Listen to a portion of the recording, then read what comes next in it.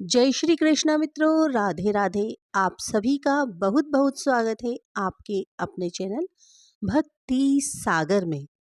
धर्मराज युधिष्ठिर बोले, हे भगवान, आपने माघ कृष्ण पक्ष की षटतिला एकादशी का अत्यंत ही सुंदर वर्णन किया है।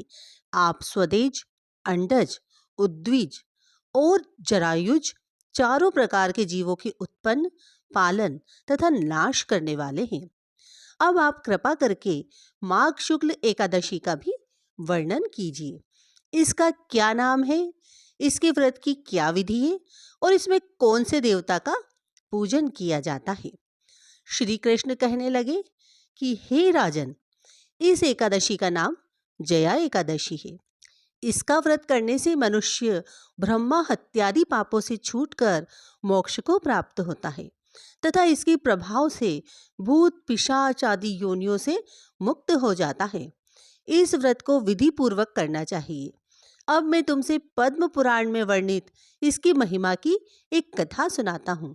देवराज इंद्र स्वर्ग में राज करते थे और अन्य सब देवगण सुखपूर्वक स्वर्ग में रहते थे।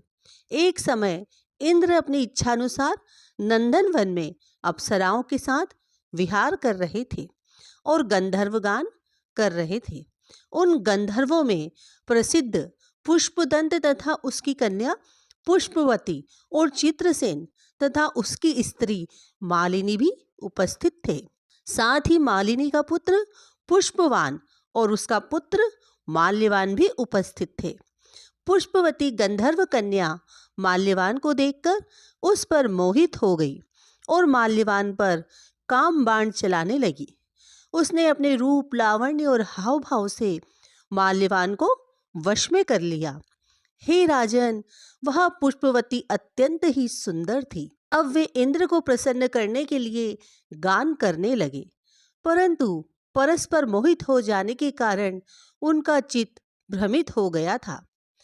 इनके ठीक प्रकार न गाने तथा स्वर ताल ठीक नहीं होने से इंद्र इनके प्रेम को समझ गया और उन्होंने अपना अपमान समझकर उनको शाप दे दिया।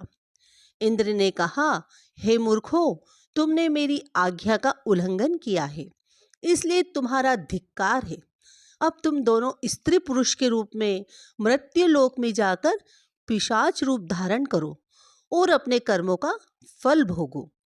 इंद्र का ऐसा शाप सुनकर वे अत्यंत दुखी हुए और हिमालय पर्वत पर दुखपूर्वक अपना जीवन व्यतीत करने लगे।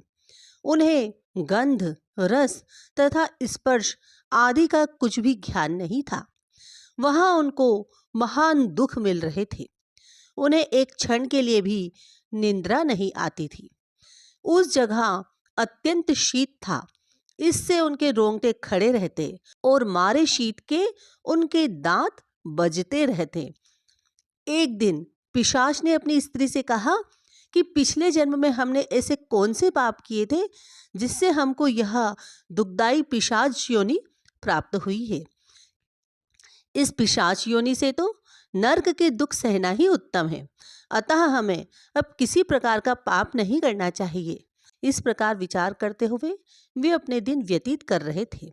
दैव्य योग से तभी माघ मास में शुक्ल पक्ष की जया नामक एकादशी आई। उस दिन उन्होंने कुछ भी भोजन नहीं किया और न ही कोई पाप कर्म ही किया, केवल फल फूल खाकर ही दिन व्यतीत किया और सायकाल के समय महान दुख से पीपल के वृक्ष के नीचे बैठ गए। उस समय सूर्य भगवान अस्त हो रहे थे। उस रात को अत्यंत ठंड थी, इस कारण वे दोनों शीत के मारे अति दुखित होकर मृतक के समान आपस में चिपटे हुए पड़े रहे।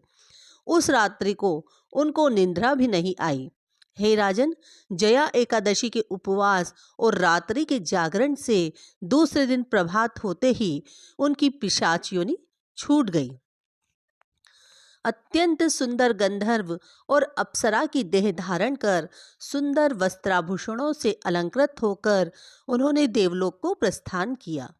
उस समय आकाश में देवता उनकी स्तुति करते हुए पुष्प वर्षा करने लगे।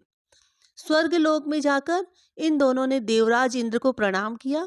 इंद्र इनको इनके पहले रूप में देखकर अत्यंत ही आश्चर्यचकित हुए और पूछने लगे कि तुमने अपनी पिशाच योनि से किस तरह छुटकारा पाया, सो सब बतलाओ। माल्यवान बोले कि हे देवेंद्र, भगवान विष्णु की कृपा और जया एकादशी के व्रत के प्रभाव से ही हमारी पिशाच देह छूटी है। तब इंद्र बोले कि हे माल्यवान, भगवान की कृपा और एकादशी का व्रत करने से न केवल तुम्हारी पिशाच योनि छूट गई, वरन हम लोगों के भी वंदनीय हो गए हो, क्योंकि विष्णु और शिव के भक्त हम लोगों के वंदनीय हैं। अतः आप धन्य हैं। अब आप पुष्पवती के साथ जाकर विहार करो।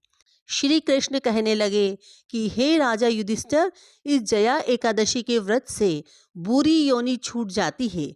जिस मनुष्य ने इस एकादशी का व्रत किया है, उसने मानो सब यज्ञ, जप, दान आदि कर लिए हैं।